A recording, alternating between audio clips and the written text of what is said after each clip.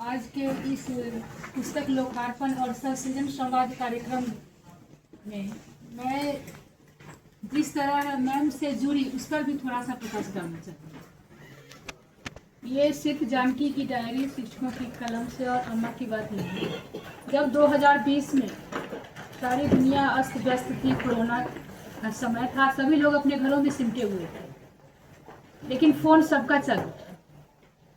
उसी समय एक मैसेज आया हम लोगों के शिक्षकों महिला शिक्षिका के ग्रुप से कि अगर आपको महिला सशक्तिकरण यानी उस टाइम आ रहा था, किसी को ईमेल बनाने नहीं आ रहा था या कई तरह की परेशानियां थी मोबाइल में सीखने में, चलाने में, तो उन्होंने एक मैसेज छोड़ा कि जो भी महिलाएं कुछ सीखना चाहती हैं, अपने आप को सशक्त करना चाहती हैं, वो इस ग्रुप में जुड़े। तो मैंने भी अपना नाम दिया, उन्होंने जोड़ा और शुरुआत वही 2020 के लास्ट से अगस्त सितंबर में ही उनके मंच का निर्माण हुआ, डिजिटल एम्पावरमेंट ऑफ वुमेन करके। हम लोगों का जुड़ाव वहाँ से हुआ, लगाव वहीं से बढ़ता गया। फिर 2022 में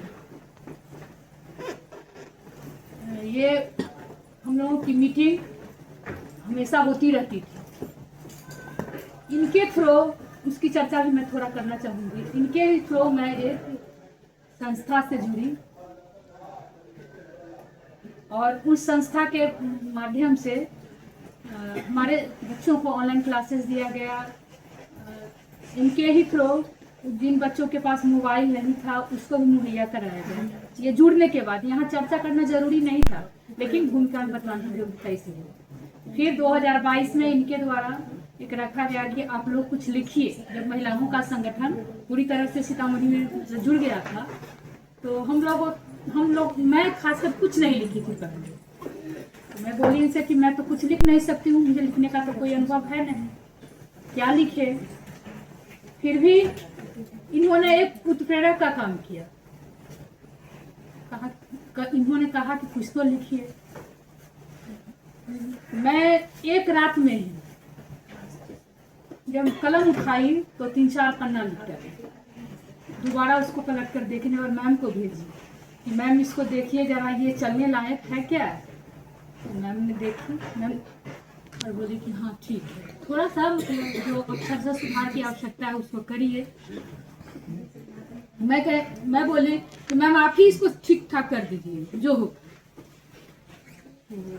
पहला कविता वो जानकी की डायरी 22 में शुरुआत हुई थी और फरवरी 2023 में इसका संपादन हुआ था।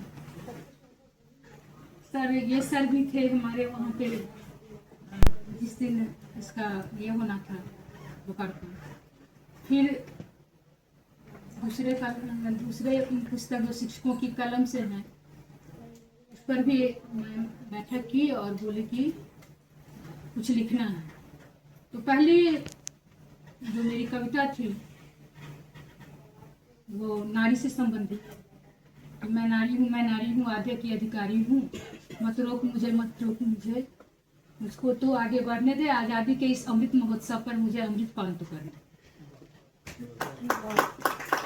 फिर जब दूसरा आया तो मैम ने मुझे कहा कि कुछ लिखिए। मैं बोली कि मैं क्या लिखूं। तो बोले कि बच्चे के चर्चा भी की है कि कुछ ऐसा लिखिए जिससे बच्चे कुछ लाभान्वित हो सके। उस समय जब मैं एक किताब मतलब छप गया था तो लगा कि मैं भी कुछ लिख सकती हूँ। उत्प्रेरण का काम तो इन्होंने किया था, वरना मेरी लेखनी में कहाँ दम था, उसे तो इन्होंने उभारा। तो फिर सौरमंडल पर लिखी मैं और मैम को भेजी। तो मैम ने कभी ये नहीं कहा किसी को कि ये गलत है, कहा कि नहीं आपने तो बहुत अच्छा लिखा है। तो इससे क्या होता है कि लिखने वाले के अंदर एक अलग सा उत्साह होता है कि मैं भी कुछ लिख सकती हूँ। तो 2 कविताएं इसमें हुई। और फिर ये जब अम्मा की बारी आई तो स्पष्ट था कि ये माँ के बारे में लिखना है, हम लोगों से भी जो बढ़ता है।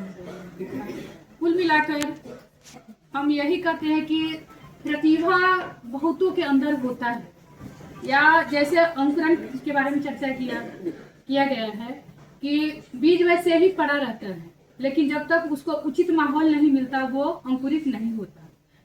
इसी तरह हम लोगों के अंदर जो थोड़ा बहुत हम लोगों ने लिखा, उनको उचित मंच प्रदान करने का काम, यहाँ तक लाने का काम, इतने बड़े बड़े लोगों से मिलने का काम, ये सारा श्रेय हमारी इतने कम उम्र में और इतने ज़्यादा अनुभव प्रियंका जी के पास है। तो बहुत बहुत धन्यवाद।